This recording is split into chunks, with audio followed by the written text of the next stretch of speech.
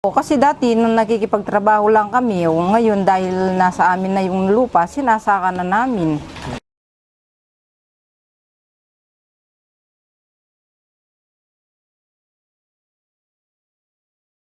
Unti-unti po na yung kahirapan. Ibig sabihin na kung sarili mo yung lupa at pagyayamanin mo, higit pa sa inaasam-asam mo na makapag-aral yung bata, makakabili ka kung ano pa yung, hindi naman yung sapat. Yung pangailangan mo magagawa mo kasi.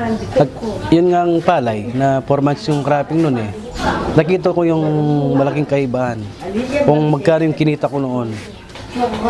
Siguro kumita ko noon sa sa 0.6, almost 30,000.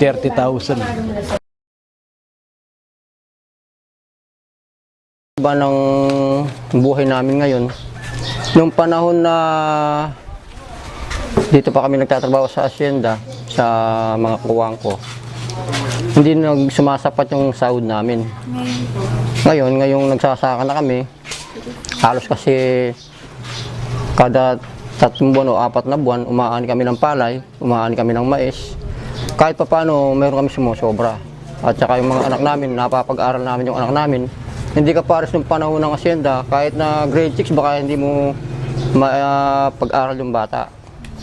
Kaya ngayon, mas maganda ngayon. Kaya lang, ang nagiging una pa ang pagkani ko, nakapagpundar na ako ng konting gamit sa bahay. At yung mahalaga, yung naitatabi ko yung pagkain ng pamilya ko. At nang nagsaka ako, unti-unti nakakapagpundar ako kahit na pakunti-kunti lang. At naitatibig pa yung yung pagkain, budget ng mga anak ko.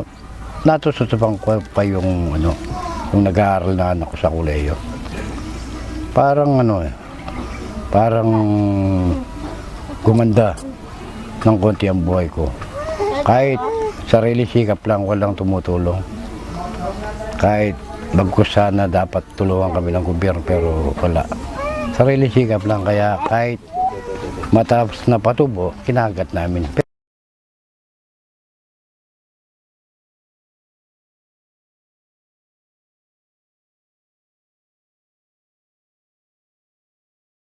Yun nga madam, yung sa punan kami nahihirapan sa pag-ano namin sa bukid ngayon. Kung di kami mangungutang, wala, hindi namin maano. Kung walang magpapautang naman, masasanla lang. Meron patubig din yung sa amin madam, merong patubig. Kaso, ang galing din sa utang yun. problema namin ngayon, walang suporta yung gobyerno sa amin. Kaya naghahanap kami ng suporta na tulong para kahit na yung mababang interest lang na para maibsan yung kahirapan namin.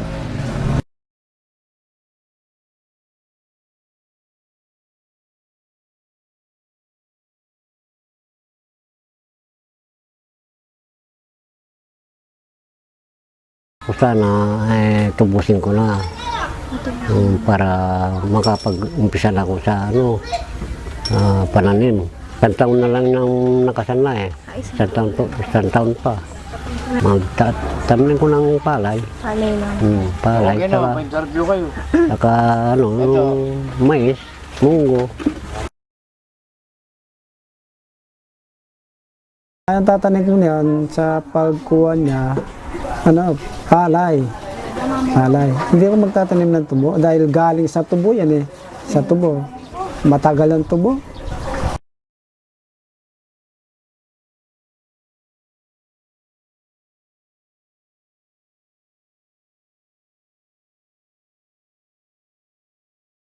Sa observation ko dito, particular sa area na ito, karamihan sa mga magsasaka ay ang hinaing nila ay yung financial support na manggagaling sa gobyerno. So ngayon naman, ako, ang observation ko naman, masasayang rin lang ang financial assistance from the government kung hindi sila sanayin sa sistema ng pagsasaka. Tulad niyan dati sila sa sugarcane. So ngayon, ang ultimate na alam nila is pagtutubo lang. So ngayon, kailangan nilang malaman kung paano ang sistema ng paggugulay,